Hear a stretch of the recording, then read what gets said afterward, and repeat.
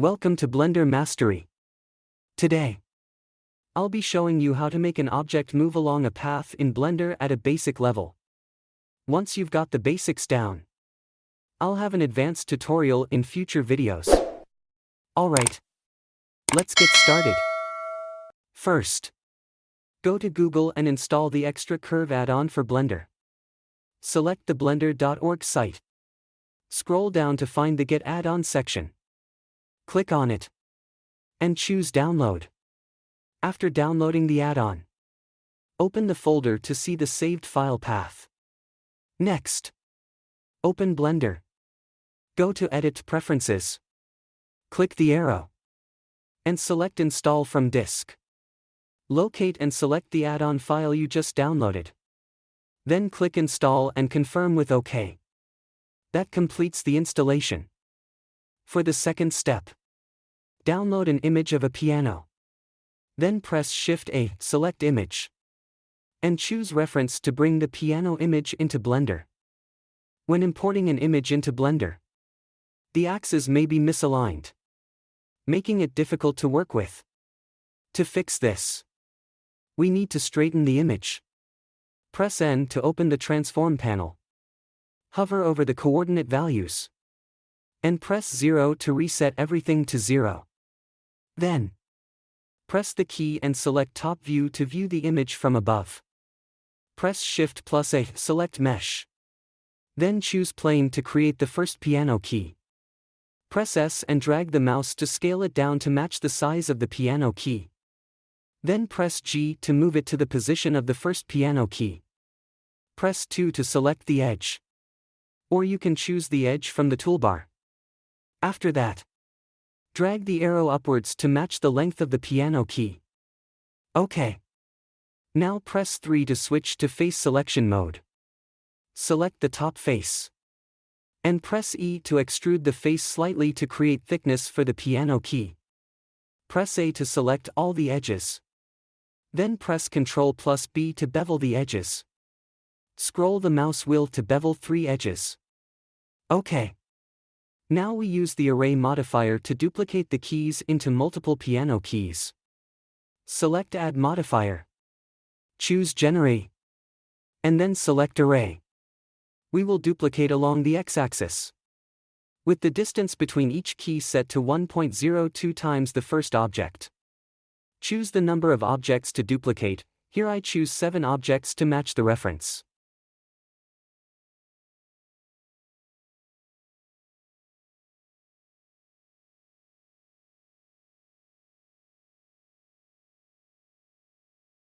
Press the key to switch to top view.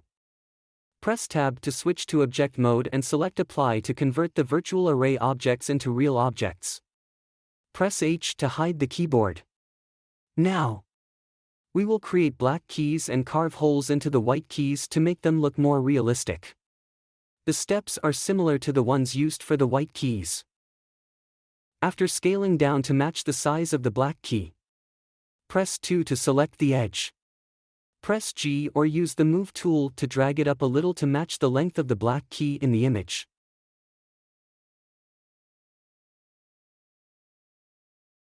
Press A to select all edges.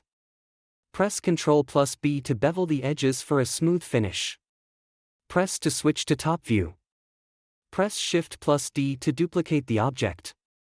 Scale along the X and Y axes to fit the square hole between the 2 piano keys. Press Shift+D to duplicate another object.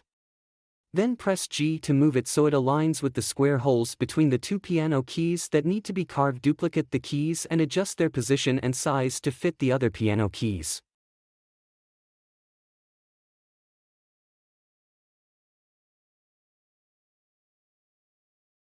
Select all the black keys and press Ctrl+J to join them into a single object. Select the white piano key and press Apply to convert the virtual array objects into real objects. Select Add Modifier. Then choose Boolean to carve holes in the white piano keys. Select the Pen tool and click on the black key to carve the hole. Select Apply to actually apply the Boolean command. Now, the piano keys have been successfully carved. And the next step is to duplicate the black key into multiple black keys.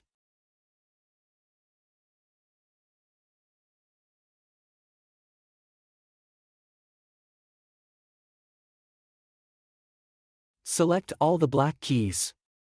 Press Ctrl+J to group them together. Then, we will proceed to apply the black color to them.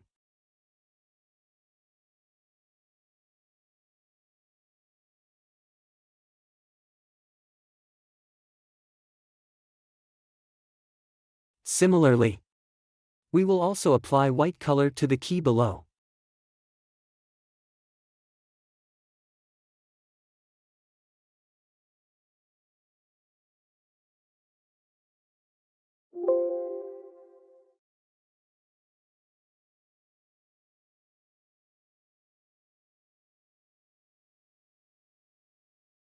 Okay. Now we use the array command to duplicate them into a complete row of piano keys. Go to Add Modifier. Select Generate. Choose Array. And set the duplication along the x-axis, adjusting the distance to your preference. In the Count section, you can choose how long the row of keys should be based on your preference.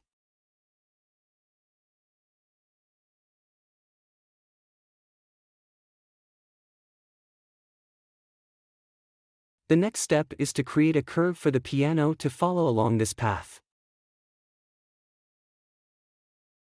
Select Height to increase or decrease the path's height. And choose Radius Growth to adjust the curve's arch to be more or less curved.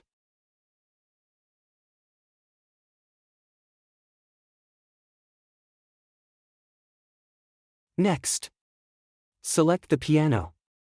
Go to Add Modifier. Choose Deform. Then select Curve to make the piano follow the desired path. Click the eyedropper icon to select the path.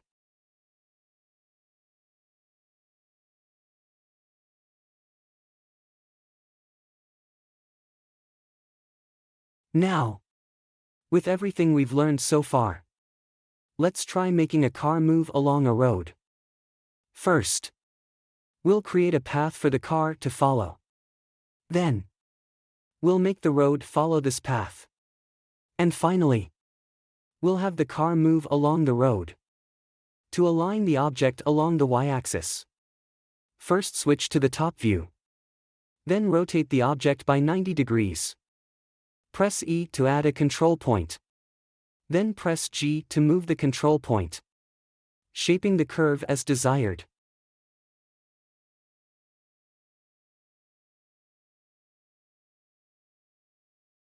And now for the final step. We create a road that follows the curve we just created. Use the curve modifier we learned to make the road follow the path. Select one edge. Press Ctrl+B to split it into two equal segments. Press 3 to select two faces. Press E to extrude them upwards to create the road curb. And then paint the road black.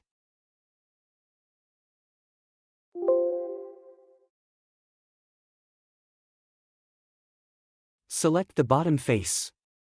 Press Ctrl+D to duplicate it as a new face. Then press S and X to scale it along the x-axis.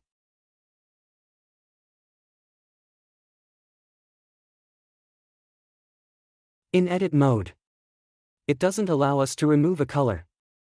So, in this step, select the object and switch back to object mode. Then go to the Materials section. Delete the previous color by pressing the minus button. And apply a white color.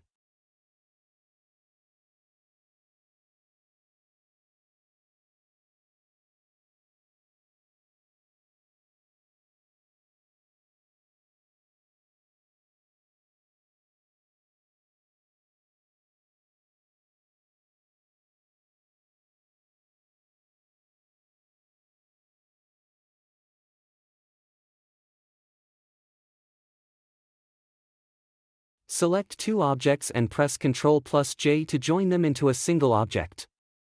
一生无言一生就一帘风雨黄昏后，他在明月几重楼，光阴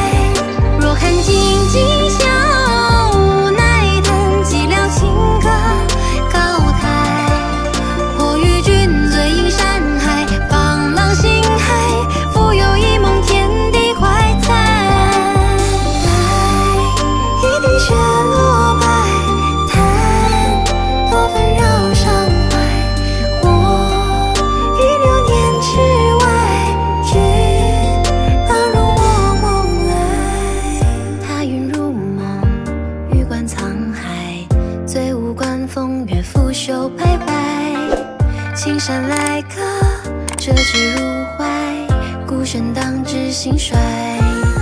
往事流。